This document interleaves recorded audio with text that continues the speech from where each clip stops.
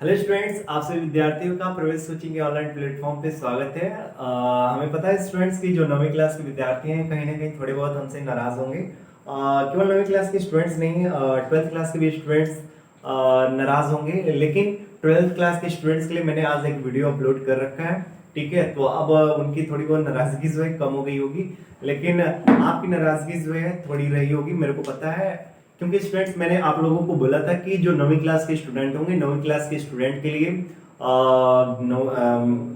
Monday को, फिर उसके बाद थर्सडे को, सॉरी थर्सडे नहीं, वेडनेसडे को एंड आपका जो फ्राइडे को आप लोग की वीडियो अपलोड होंगी। But unfortunately students, technical issues की वजह से आप लोग की जो है वीडियोस अपलोड नहीं हो पा रही थी, कहीं ना कहीं दिक्कतें आ रही थी। और ये जो भी बातें थी ना, मैंने आपको पहले मैंने आपको बताई थी कि मैं आपको जो है वीडियो अपलोड मतलब मैं आपको करके दूंगा, आप लोग अपनी पढ़ाई करिएगा, लेकिन ये टेक्निकल इश्यूज आ रहे थे, बार बार आ रहे थे। मैं कल भी सोचा कि आप लोगों के लिए एक वीडियो अपलोड करूं, बट अनफॉर्चुनेटली स्टूडेंट इस तरह की इशू आ गया, टेक्निकल इशू आया कि मैं कर नहीं पाया। इस वजह से जो मेरे ऑफलाइन के स्टूडेंट्स हैं, ऑफलाइन स्टूडेंट्स को मैंने सूचना देकर जो मैंने उनको बता दिया कि हाँ टेक्निकल इशू आ गया। हाँ, ऑनलाइन मैंने कहीं इस तरह का जो है मतलब यूट्यूब पे कहीं इस तरह का सूचना नहीं दिया, जिससे कि जो मतलब देखने वाले हमारे स्टूडेंट्स हैं ऑनलाइन, उन लोगों को भी ये सूचना मिल जाए, तो मैंने ये नहीं करा था। लेकिन आज के बाद स्टूडेंट्स मैं कोशिश करूंगा कि आप लोगों का क्लास पर डे का नहीं, मतलब जो भी शेड्यूल है, हफ्ते में जो है 3 दिन ही आपकी क्लास आएंगे, वो भी मैथमेटिक्स के। और वो मैथमेटिक्स के क्लास केवल 3 दिन है, मैंने बोला मंडे, वेडनेसडे और आपका फ्राइडे बिल्कुल जाएगा आपका क्लास। आप बहुत अच्छे तरीके से पढ़िएगा, बहुत अच्छे तरीके से आपको चीजों को सीखना है students.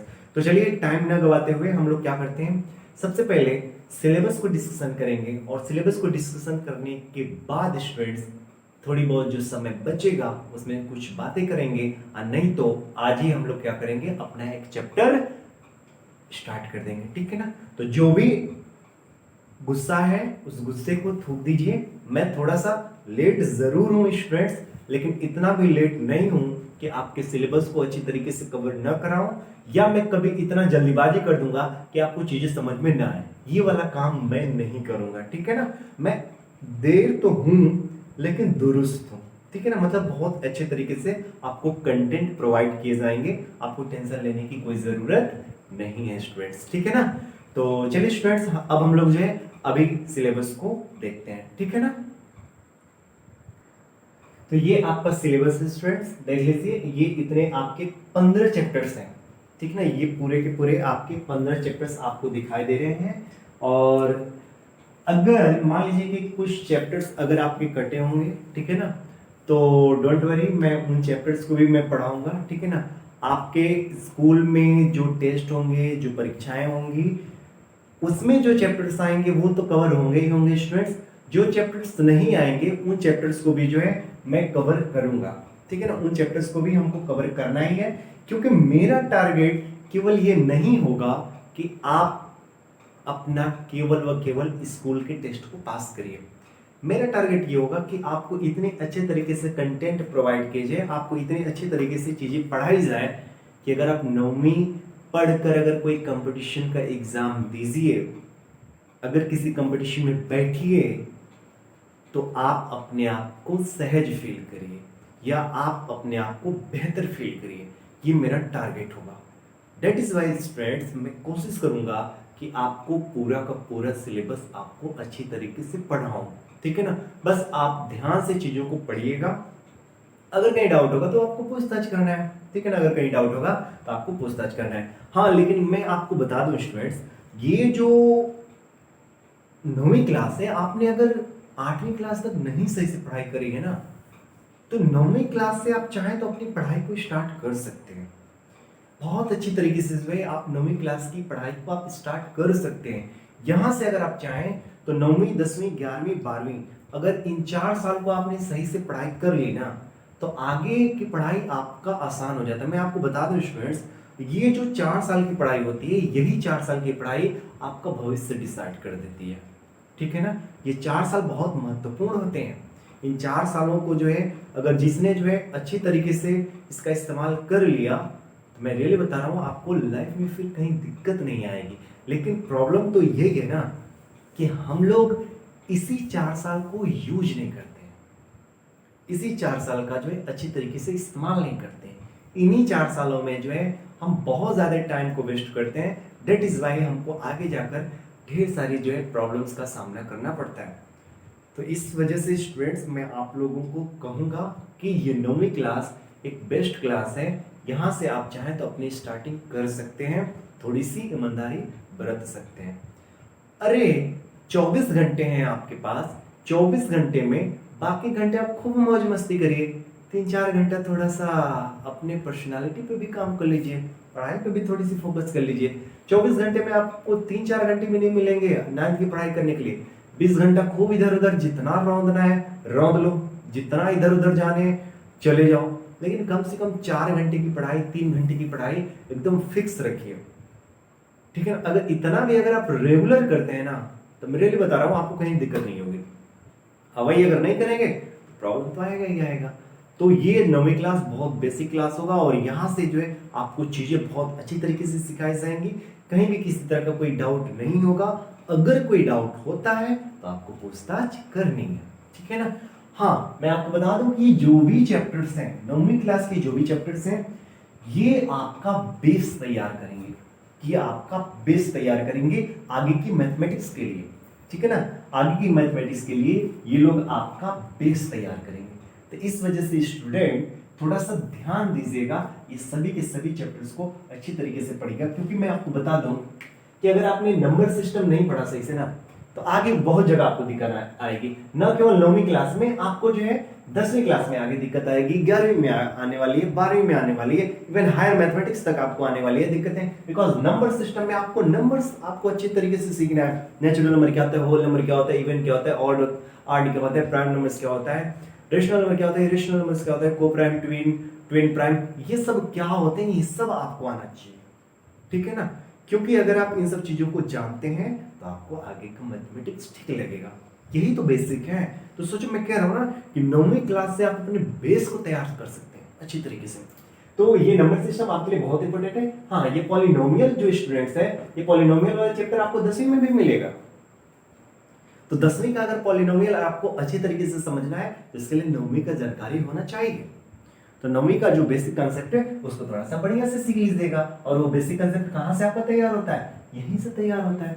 Coordinate geometry, coordinate geometry यहाँ है, कोऑर्डिनेट ज्योमेट्री 10वीं में भी कोऑर्डिनेट ज्योमेट्री है, ठीक है ना। यहाँ भी कोऑर्डिनेट ज्योमेट्री है, वहां पर भी कोऑर्डिनेट ज्योमेट्री है। तो कोऑर्डिनेट ज्योमेट्री को आप लोगों को सही से सीखना है, क्योंकि 10वीं क्लास की कोऑर्डिनेट ज्योमेट्री थोड़ी सी इससे डिफरेंट है, बट बेस यहीं से है, ठीक है ना, बेस यहीं से। तो यहाँ की कोऑर्डिनेट ज्योमेट्री को आपको अच्छे तरीके से सीखना है। अब देखिए लीनियर इक्वेशन इन 2 वेरिएबल्स। अब देखिए लीनियर इक्वेशन इन 2 वेरिएबल्स मतलब दो चर वाले रैखिक समीकरण। 10वीं क्लास में यही चैप्टर है, बस वहां पे बोल दिया है pair of linear equation in 2 variables, मतलब दो चर वाले रैखिक समीकरणों का युग्म, बस यही है। मतलब यहां पर आप देखेंगे कि एक ही लीनियर इक्वेशन आपको दिखाई देगा, लेकिन 10वीं में जाएंगे तो दो लीनियर इक्वेशंस आपको दिखाई देंगे, दो लीनियर इक्वेशंस आपको दिखाई देंगे। तो इस वजह से वहां पे बोला जाता है pair of linear equation in 2 variables. अगर आप लीनियर इक्वेशन इन 2 वेरिएबल्स को अगर आपने यहां पर सही से समझ लिया ना, तो 10वीं क्लास का तो बिल्कुल इजी है, बस आपको वहां पे जाना है, आपको काम करना है, तो बहुत आसान हो जाएगा स्टूडेंट्स। तो देखिए पहला चैप्टर भी 10वीं क्लास के लिए इंपॉर्टेंट है और आगे के हायर मैथमेटिक्स के लिए इंपॉर्टेंट है। पॉलिनोमियल भी एकदम ठीक उसी तरह से, पॉलिनोमियल का भी यही हाल है, ये भी आगे के मैथमेटिक्स के लिए बहुत इंपॉर्टेंट है। कोऑर्डिनेट ज्योमेट्री का भी वही हाल है, लीनियर इक्वेशन इन 2 वेरिएबल्स का भी वही हाल है। हाँ, इंट्रोडक्शन टू यूक्लिड्स ज्योमेट्री, ये बस यहीं पे थोड़ी बहुत जानकारी ले लीजिएगा, उसके आगे जानने की जरूरत है। हाँ, ये lines and angles, lines and angles जो है ये ज्योमेट्री के लिए बहुत इंपॉर्टेंट है।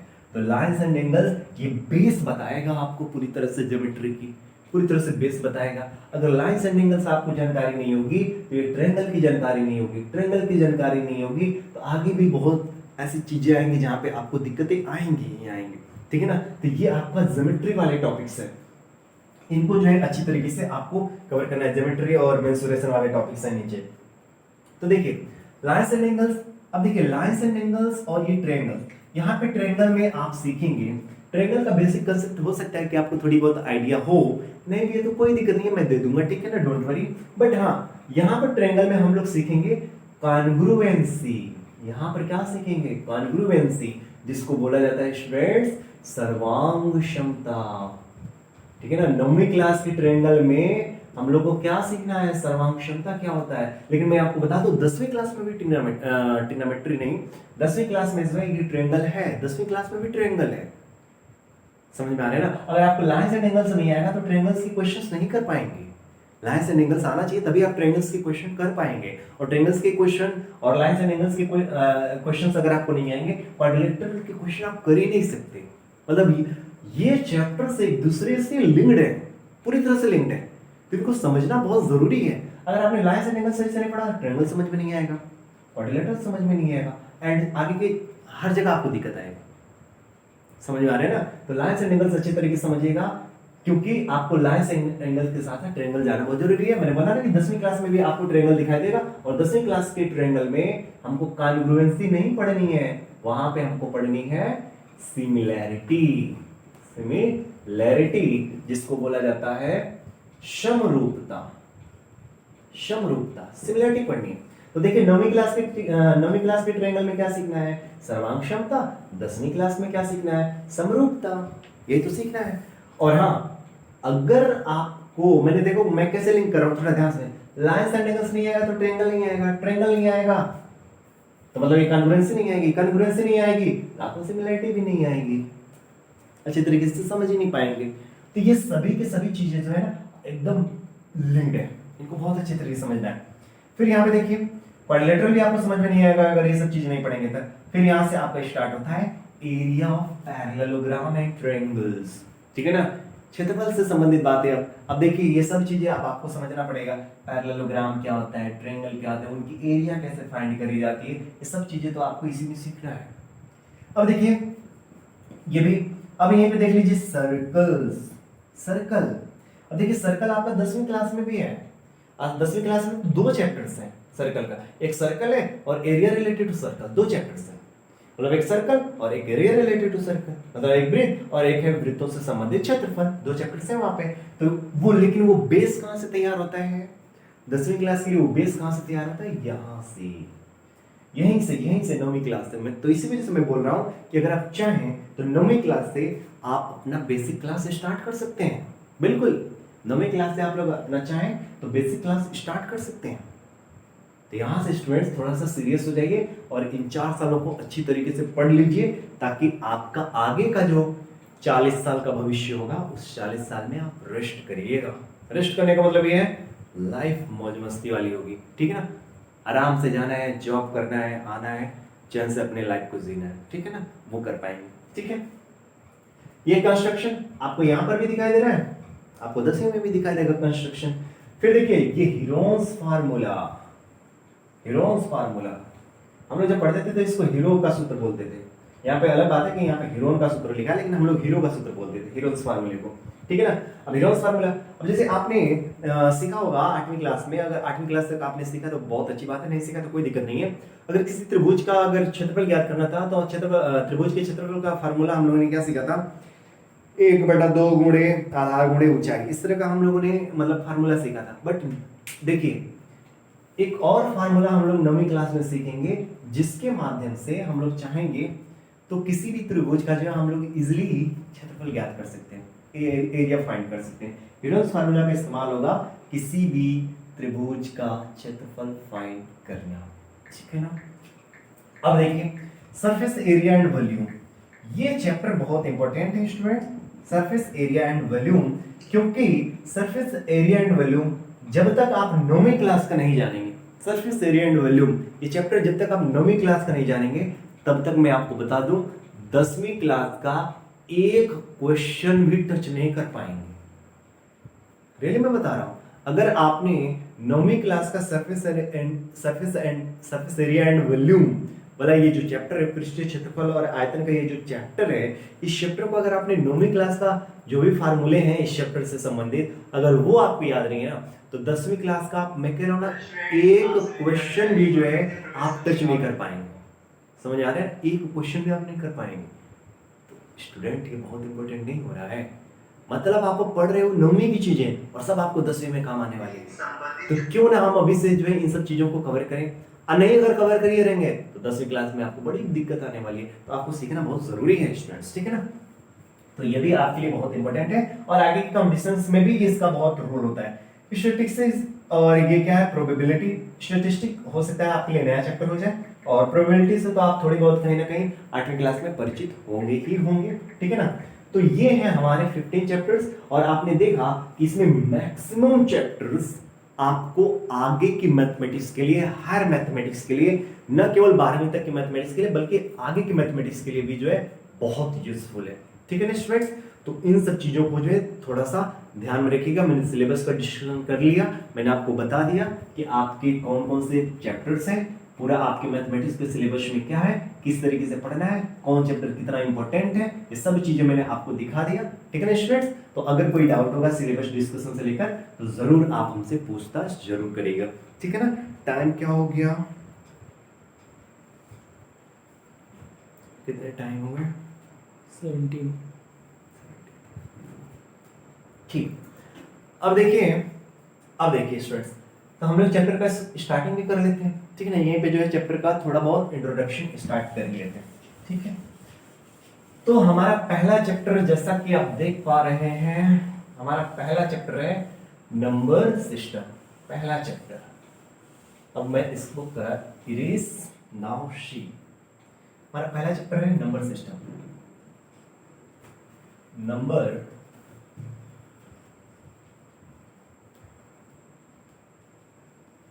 सिस्टम, जिसको आप क्या बोल रहे हैं, जिसको आप बोल रहे हैं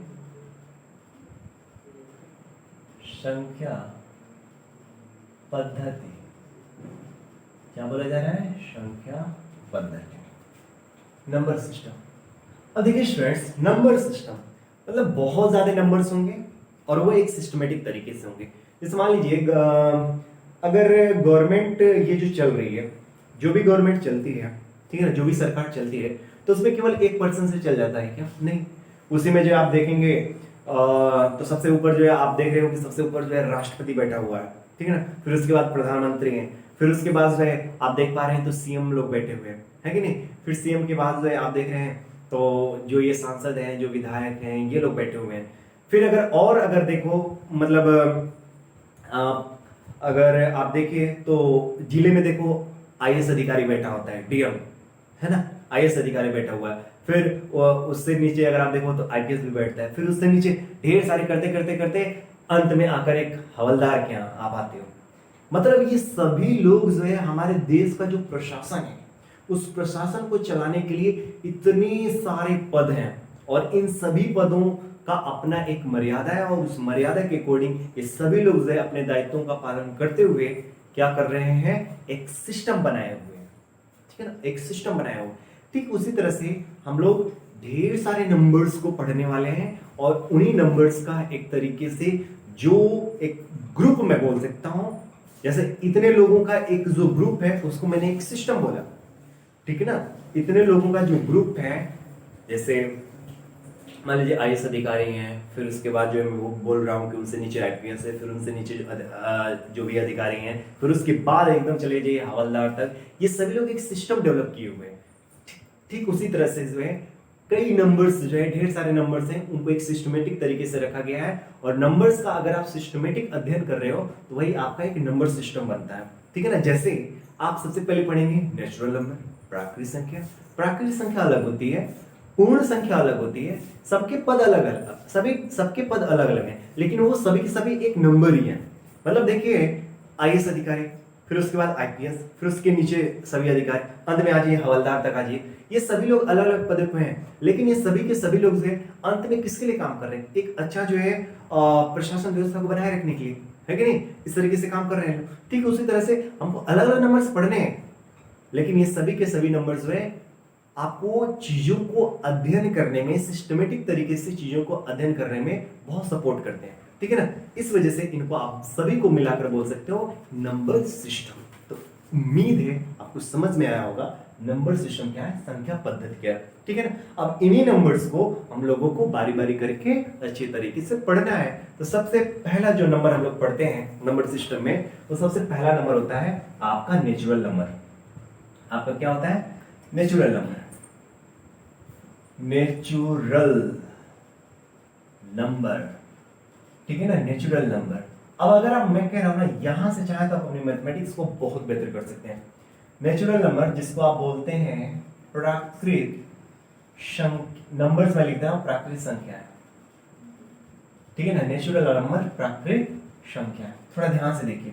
लेकिन प्राकृत संख्या जाने से पहले मैं आपको बता दूं कितने डिजिट्स होते हैं स्टूडेंट्स, डिजिट्स, डिजिट्स, ठीक है ना। कितने अंक होते हैं स्टूडेंट्स, टोटल अंकों की संख्या कितनी है, ये मैंने कई बार जो है ऑफलाइन क्लासेस में स्टूडेंट से पूछी है तो बता ही नहीं पाते हैं। ऑनलाइन क्लासेस के स्टूडेंट आप कमेंट करके बताइएगा कि कितने जो है डिजिट्स होते हैं। टोटल डिजिट्स की संख्या कितनी है, 10 है। टोटल डिजिट्स कितने होते हैं, 10 होते हैं। कौन कौन स्टूडेंट्स, तो पहला डिजिट 0, फिर 1, फिर 2, फिर 3, फिर 4, फिर 5, फिर 6, फिर 7, फिर 8, फिर 9। काउंट करिए, 10 डिजिट है। 1 2 3 4 5 6 7 8 9 10, 10 डिजिट है। और इन्हीं 10 डिजिट के माध्यम से दुनिया का जितना भी बड़ा से बड़ा नंबर है, सभी बड़ा का बड़ा से नंबर जो है वो इन्हीं 10 डिजिट से बना हुआ है। आप अपने मन में जो कुछ भी नंबर सोच लीजिए, जो कुछ भी नंबर सोच लीजिए अपने मन में, आप देखेंगे कि उन नंबर्स में यही 10 डिजिट आपको दिखाई देंगे। इनके अलावा कोई नंबर होता ही नहीं है, इनके अलावा कोई डिजिट होता ही नहीं है। इन्हीं 10 डिजिट के, मतलब इन्हीं 10 डिजिट के सहारे जो पूरी दुनिया का सभी के सभी नंबर बनते हैं। तो याद रखिएगा टोटल डिजिट्स कितने हुए, ये। और मैंने बोला कि इन्हीं डिजिट्स के सहारे पूरे के पूरे नंबर्स बनते हैं। और उन नंबर्स में डिफरेंट टाइप्स के नंबर्स हम लोग पढ़ने जा रहे हैं, और डिफरेंट टाइप्स के नंबर्स में मतलब संख्याओं के विभिन्न प्रकार हम लोग पढ़ने जा रहे हैं। और उन्हीं संख्याओं के विभिन्न प्रकार में हमारा पहला नंबर है नेचुरल नंबर यानी प्राकृत संख्या। अब देखिए प्राकृत संख्या से आप बहुत अच्छी तरीके से परिचित हैं, ठीक है ना। प्राकृत संख्या से आप बहुत अच्छी तरीके से परिचित हैं। जैसे अगर मैं मान लूं कि आप जिस रूम में बैठे हुए हैं, अगर उस रूम में आपने बुक्स रखी हुई है, ठीक है ना, आप जिस रूम में बैठे हुए हैं अगर उस रूम में बुक्स रखी हुई है और मैं बोलूं कि उनको आप काउंट करिए, ठीक है ना। अगर मैं बोलूं उनको आप काउंट करिए तो आप काउंट करते हैं 1 2 3 4 5, और फिर आप हमको काउंटिंग करके आप बताते हैं कि सर टोटल बुक्स जो है, नंबर ऑफ बुक्स जो है 5 है, ठीक है ना। अगर मान लीजिए कि आप अपने क्लास में बैठे हुए हैं और मैंने बोला कि आप जो है डेस्क बेंच की जो है संख्या हमको बता दीजिए, डेस्क बेंच की जो भी संख्या है वो हमको बता दीजिए। तो आप कहेंगे, फिर से काउंट करेंगे अपने मन में 1 2 3 4 5, इस तरीके से आप काउंट करेंगे। अगर मैं आपसे क्वेश्चन करूं कि आपके फैमिली में कितने मेंबर्स हैं, तो आप काउंट करते हो 1 2 3 4 5 6 7 8 9 10। सर मेरे फैमिली में 10 मेंबर्स हैं, इसी तरह से काउंट करते हो ना। अर्थात जब मैं आपको काउंट करने के लिए बोलता हूं तो आप अपनी काउंटिंग कहां से स्टार्ट करते हैं, 1 से स्टार्ट करते हैं। आप अपनी काउंटिंग 1 से स्टार्ट करते हैं। और ये कैसे होने लगा, ये सब नेचुरली होने लगा। शुरू शुरू में जब मानव एक तरीके से मानव जब विकसित हो रहा था तो इसका विकास इसी तरह से होने लगे थे, ठीक है ना। हाँ, इसका अगर बहुत डिटेल अगर आपको देखना है, मतलब पूरी हिस्ट्री जैसे एकदम आपको देखना है, तो मैंने नेचुरल नंबर पे जो है इस पे इसी यूट्यूब चैनल पे जो मैंने वीडियो बना कर रखी है, आप चाहें तो वहां से देख सकते हैं। अगर बहुत हिस्ट्री में आपको जाकर देखना है, क्योंकि वहां पर मैंने बहुत अच्छी तरीके से और अच्छी तरीके से एक्सप्लेनेशन दे रखा है। लेकिन हाँ, उतना जाने की कोई जरूरत नहीं है। मैंने ये बोल दिया ना कि अगर आपको चीजें बतानी हो, काउंट करनी हो, तो आप अपनी काउंटिंग की शुरुआत कहां से करते हैं, 1 से करते हैं। 1 2 3 4 5 6 7 8 9 10 एंड सो ऑन, ऐसे करते हो ना, है कि नहीं, ऐसे ही आप करते हो। तो यहां से आप सीख लीजिए कि जितने भी काउंटिंग नंबर्स होते हैं, इन सभी काउंटिंग नंबर्स को ही नेचुरल नंबर्स बोला जाता है। गिनती की जितनी भी संख्याएं होती हैं, इन सभी गिनती की संख्याओं को ही क्या बोला जाता है, नेचुरल नंबर बोला जाता है, प्राकृत संख्याएं बोला जाता है। ठीक है स्टूडेंट्स, तो आप क्या लिखेंगे, सभी, मैं कलर चेंज कर लूं, सभी, या इस तरीके से मैं लिख रहा हूं, गिनती की संख्याओं को, गिनती की संख्याओं को क्या बोलते हैं? गिनती की संख्याओं को प्राकृत संख्याएं कहते हैं। गिनती की संख्याओं को आप क्या कहते हैं? प्राकृत संख्याएं कहते हैं। ठीक है ना? मतलब आप इसको बोल सकते हो counting number is known as natural numbers, या counting numbers are known as natural numbers. ठीक है ना? या इसी को आप ऐसे भी बोल सकते हो, गिनती की संख्याओं के परिवार को, मैंने क्या बोला? गिनती की संख्याओं के परिवार को आप प्राकृत संख्याएं कहते हो। परिवार का भी एक नाम दे सकते हो। ठीक है ना? और इसकी स्टार्टिंग कहां से हो रही है? 1 से। तो जनरली मैंने ऑफलाइन क्लासेस में स्टूडेंट से पूछताछ भी करा है कि प्राकृत संख्याएं होती क्या है। तो जनरली स्टूडेंट्स इस तरह का भी रिप्लाई करते हैं कि सर ऐसी संख्याएं जिनकी शुरुआत 1 से होती है उनको प्राकृत संख्याएं कहते हैं। तो जो स्टूडेंट्स इस तरह की बातें करते हैं वो भी सही है, गलत नहीं है। ठीक है ना? तो आप ऐसे भी बोल सकते हो। तो उदाहरण के रूप में क्या है स्टूडेंट्स? एग्जाम्पल के रूप में क्या है? एग्जाम्पल के रूप में 1 2 3 4 5 एंड सो ऑन। ये 3 डॉट लगाया। इन 3 डॉट का मतलब है कि आगे भी इस तरह की ढेर सारी संख्याएं मिलेंगी। मतलब 100 भी मिलेगा, 1000 भी मिलेगा, लाख भी मिलेगा, करोड़ भी मिलेगा, अरब भी मिलेगा, मिलियन, ट्रिलियन सब मिलने वाला है। वो सभी की सभी क्या है? मतलब आप जो कुछ भी नंबर सोच लीजिए, एक के बाद की, मैंने बोला एक के बाद की, एक को लेकर और एक के बाद की, जितना भी बड़ा से बड़ा नंबर आप सोच लीजिए, आप जितना बड़ा सोच सकते हैं अपने मन में, वो सभी की सभी क्या कहलाएंगी? नेचुरल नंबर्स कहलाएंगी, प्राकृत संख्या कहलाएंगी, गिनती की संख्या कहलाएंगी। ठीक है ना? क्लियर है? अब देखिए, ये पहला है गिनती की संख्या। दूसरा इसी में मैं बता दूं बस, होल नंबर। ये है WHOLE, whole numbers. Whole numbers इसको बोला जाता है पूर्ण संख्याएं। इनको क्या बोला जाता है? पूर्ण संख्याएं। अब ध्यान से देखिए, पूर्ण संख्याएं क्या होती हैं? बस कुछ नहीं, प्राकृत संख्याएं जो होती है ना, प्राकृत संख्याओं के परिवार में समझ लीजिए एक नए अतिथि का जो है स्वागत किया गया।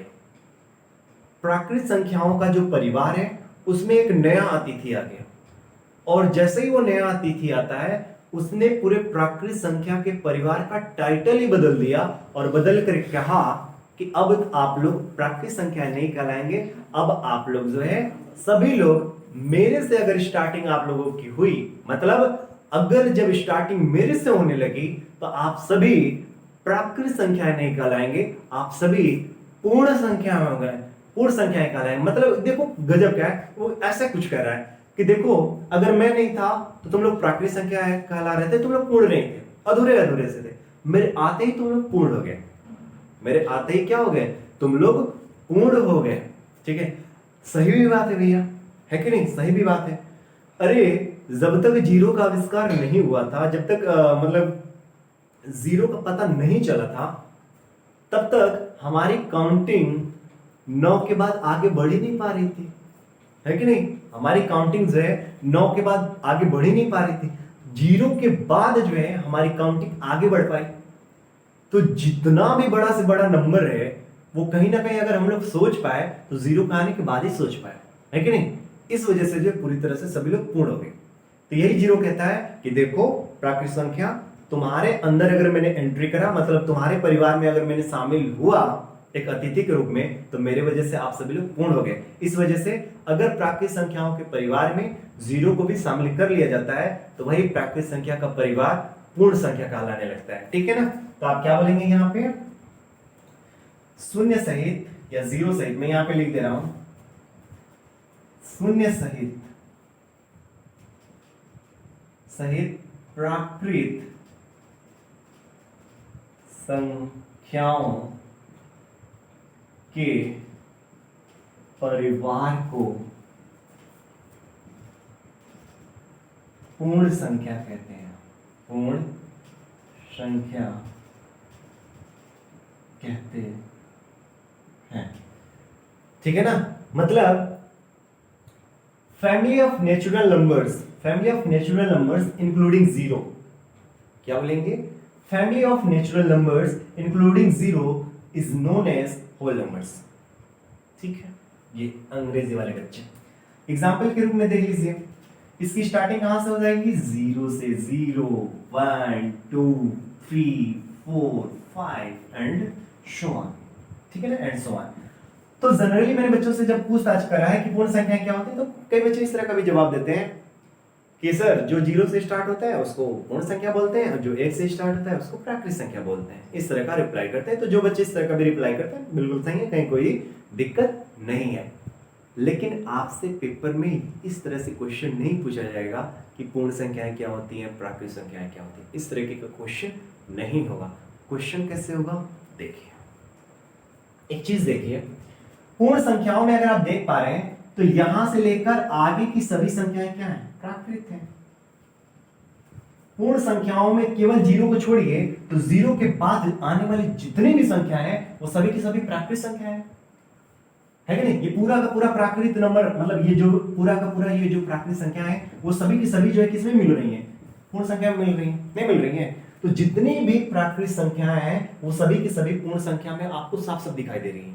तो यहां से एक नोटेबल पॉइंट क्या बन गया स्टूडेंट्स, नोटेबल पॉइंट क्या बन गया, ये नोटेबल पॉइंट ये बन गया, इसको आप लिखिएगा, ये लिखिएगा कि सभी प्राकृत संख्याएं पूर्ण संख्याएं होती हैं, या इसी को आप लिख सकते हैं प्रत्येक प्राकृत संख्याएं पूर्ण संख्याएं होती हैं।